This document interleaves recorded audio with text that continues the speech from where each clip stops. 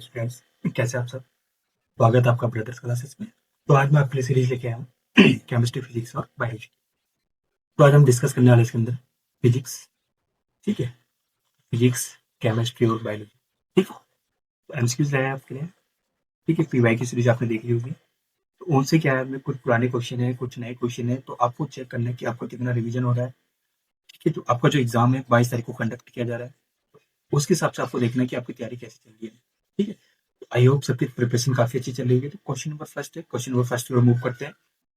Question number first क्या था हमारे पास, कोशिका की खोज किसने की थी। आपको बताना, जो हमारे पास सेल थी, सेल की खोज किसने की थी, रॉबर्ट ब्राउन ने, रॉबर्ट हुक ने, या स्लीडेन और स्वान ने, या एंटोन व ल्यून वैन हुक ने, ठीक है। तो आपको बताना option number A, option number B, option number C, option number D, ठीक है। तो आपको बता, जो हमारे पास कोशिका थी, कोशिका खोज किसने की थी, रॉबर्ट हुक ने की थी। कब की थी, 1665 ईस्वी में की थी, ठीक है। इसका राइट आंसर क्या जाएगा हमारे पास, 20 का क्या जाएगा राइट आंसर। रॉबर्ट हुक ने की थी इसकी कोशिका की खोज की थी। चलते क्वेश्चन नंबर 2 की, कोशिका सिद्धांत, ठीक है, मतलब सेल थ्योरी को किसने प्रतिपादित किया था। आपको बताना, जो क्वेश्चन नंबर 2 है हमारे पास, जो हमारे पास क्या था, कोशिका सिद्धांत था, उसे किसने प्रतिपादित किया था, या किसने उसका डेवलपमेंट किया था। रॉबर्ट हुक ने, रॉबर्ट ब्राउन ने, या स्लीडेन और स्वान ने, या रुडोल्फ विर्चो ने। तो आपको option number A, option number B, option number C select करना है, ठीक है।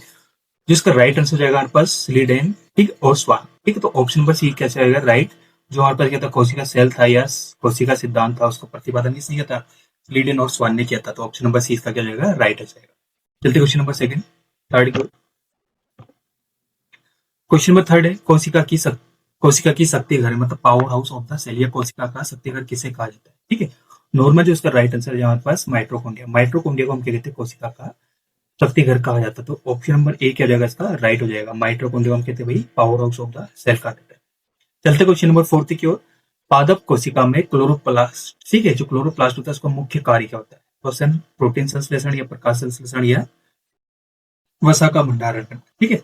अब जो आपको बता, जो हमारे पास क्या था, पादप कोशिका में जो क्लोरोप्लास्ट होता है, क्लोरोप्लास्ट का मुख्य कार्य क्या होता है, प्रकाश संश्लेषण को, ठीक है, जो प्रकाश संश्लेषण पर उसको क्या करना, कंप्लीट करना। तो ऑप्शन नंबर सी इसका क्या जाएगा राइट, ठीक है।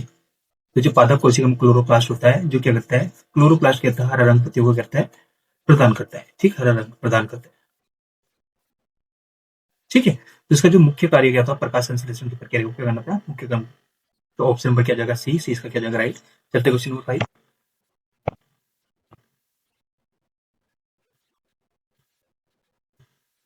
क्वेश्चन नंबर 5 आपका, कोशिका भित्ति मतलब सेल वॉल का मुख्य कार्य क्या होता है। आपको बताना, जो हमारे पास सेल वॉल होता है, ठीक, उसका मुख्य कार्य क्या होता है, कोशिका को आकार और यांत्रिक सहायता प्रदान करना, या पदार्थों का परिवहन करना, या प्रोटीन का संश्लेषण करना, या ऑप्शन नंबर डी कहता है अपशिष्ट निकालना, मतलब जो कहता है वेस्ट मटेरियल। तो राइट आंसर क्या जाएगा ऑप्शन नंबर ए। ये क्या है, जो सेल वॉल होता है हमारे पास, ये क्या करता है, कोशिका को कहते हैं एक फिक्स रूप देता है, या फिक्स क्या देता है, शेप देता है, और यांत्रिक सहायता क्या करता है, प्रदान करता है। ऑप्शन नंबर क्या जाएगा ए, इसका क्या जाएगा राइट आंसर। चलते क्वेश्चन नंबर 6 की।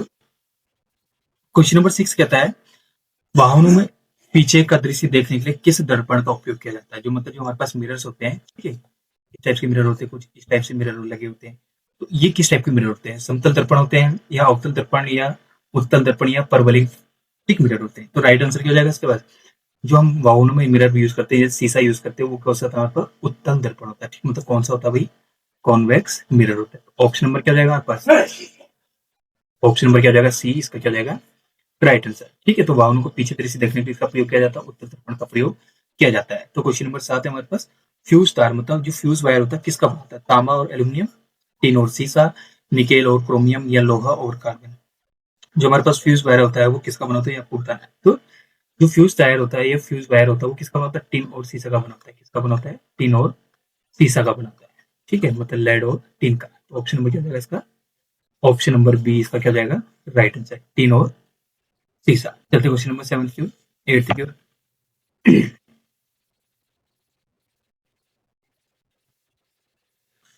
क्वेश्चन नंबर 8 से हमारे पास ट्रांसफार्मर का क्या कार्य होता है, ठीक, आपको बताना, जो ट्रांसफार्मर हम यूज करते हैं उसका कार्य करता है एसी वोल्टेज को डीसी में बदलना, या डीसी को एसी में, ठीक, एसी वोल्टेज को बढ़ाना या घटाना, या विद्युत ऊर्जा को यांत्रिक ऊर्जा में परिवर्तित करना, ठीक है।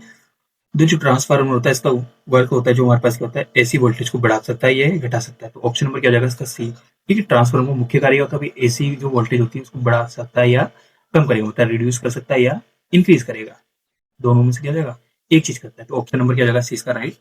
चलते क्वेश्चन नंबर 9 की ओर। क्वेश्चन नंबर 9 हमारे पास, विद्युत ऊर्जा को यांत्रिक ऊर्जा में बदलने वाला उपकरण होता है। तो आपको बताना, जो हमारे पास इलेक्ट्रिकल एनर्जी होती है, इलेक्ट्रिकल एनर्जी को थर्मल एनर्जी में कौन बदलता है? विद्युत जनित मतलब इलेक्ट्रिकल जनरेटर, विद्युत मोटर मतलब इलेक्ट्रिकल मोटर, ट्रांसफार्मर या रेक्टिफायर। ठीक है। अब जो कहता है विद्युत ऊर्जा को जो यांत्रिक ऊर्जा में बदल सकता है वो है हमारे पास विद्युत मोटर, जिसको हम बोलते हैं इलेक्ट्रिकल या इलेक्ट्रिक मोटर। ठीक, कौन सी मोटर बोलते हैं हमसे? Electric motor. तो राइट आंसर क्या हो जाएगा? Option number B. Option number B इसका हो जाएगा राइट आंसर जाएगा। ठीक है। तो विद्युत ऊर्जा को यांत्रिक ऊर्जा में कौन बदलेगा? विद्युत मोटर। चलते क्वेश्चन नंबर 10 की ओर। ध्वनि किस माध्यम में संचरित नहीं हो सकती? तो आपको बताना, जो हमारे पास साउंड होता है वो किस मीडियम में मोशन नहीं कर सकता। ठीक है, ट्रेवल नहीं कर सकता या ट्रेवल नहीं कर सकता। आपको बताना है ऑप्शन नंबर वायु, जल या इस्पात या वैक्यूम। ठीक है, जो हमारे पास क्या होता है? निर्वात होता है। ठीक, तो निर्वात में क्या होता है भैया? हमारे पास वायु कह सकती है, ये ध्वनि गमन नहीं कर सकती या संचरित नहीं हो सकती। तो ऑप्शन नंबर क्या जाएगा? डी इसका क्या जाएगा? Right answer. ठीक, ऑप्शन नंबर क्या जाएगा? डी। चलते क्वेश्चन नंबर 11 की ओर। क्वेश्चन नंबर 11 है, पदार्थ की सबसे छोटी अविभाज्य इकाई क्या है? आपको बताना, जो हमारे पास पदार्थ होता है उसकी सबसे छोटी अविभाज्य इकाई क्या होती है? अणु होता है, परमाणु होता है, आयन होता है, यौगिक होता है। क्या बात करें? सबसे छोटी अविभाज्य इकाई। ठीक है, तो इसका राइट आंसर क्या जाएगा? हमारे पास परमाणु। परमाणु को क्या कहते हैं? वही सबसे छोटी इकाई कहते हैं किसकी? पदार्थ की।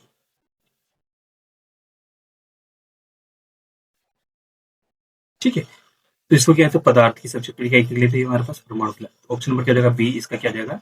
Right answer. चलते क्वेश्चन नंबर 12 की ओर। निम्न में से कौन सा एक प्राकृतिक बहुलक है? आपको बताना है इसमें से प्राकृतिक बहुलक कौन सा होगा? पॉलीथीन हो जाएगा, नाइलॉन, रबड़ या पीवीसी। ठीक है, तो प्राकृतिक की बात कर रहा है। प्राकृतिक मतलब जो नेचुरल है, नेचुरल क्या हो जाएगा भाई? हमारे पास रबड़। ठीक है, इसका राइट आंसर क्या हो जाएगा? सी। सी मतलब रबड़। रबड़ क्या होता है भाई? हमारे पास प्राकृतिक बहुलक होता है। ऑप्शन नंबर सी क्या हो जाएगा? Right answer. चलते क्वेश्चन नंबर 13 की ओर। क्वेश्चन नंबर 13 है, मार्स गैस के रूप में किसे जाना जाता है? आपको बताना, जो हमारे पास मार्स गैस होती है उसके रूप में किसे जाना जाता है? ठीक, ऑप्शन नंबर क्या हमारे पास? प्रोपेन, मीथेन, ब्यूटेन और कार्बन डाइऑक्साइड। तो इसका जो राइट आंसर जगह मीथेन। ठीक, ऑप्शन नंबर बी। मीथेन को हम क्या कहते हैं? यहाँ पर मार्स गैस के रूप में भी जाना सकता है। तो ऑप्शन नंबर क्या जाएगा? यहाँ पर ऑप्शन नंबर बी। मतलब मीथेन को हम क्या कहते हैं यहाँ पर? मार्स गैस के रूप में भी इसको जा सकते हैं। चलते क्वेश्चन नंबर 14 की ओर।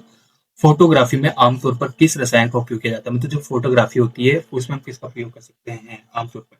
Silver nitrate, silver bromide, sodium thiosulphate या उपरोक्त से भी। आपको बताना है कौन सा ऐसा रसायन है जिसका प्रयोग हम फोटोग्राफी में भी यूज कर सकते हैं? फोटोग्राफी में भी हम यूज करते हैं।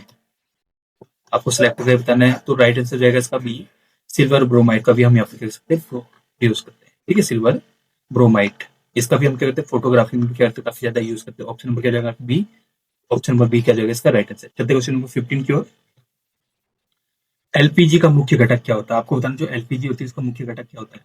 ठीक है, मीथेन, इथेन, प्रोपेन और ब्यूटेन या एथिलीन। आपको बताना है एलपीजी का मुख्य घटक क्या होगा।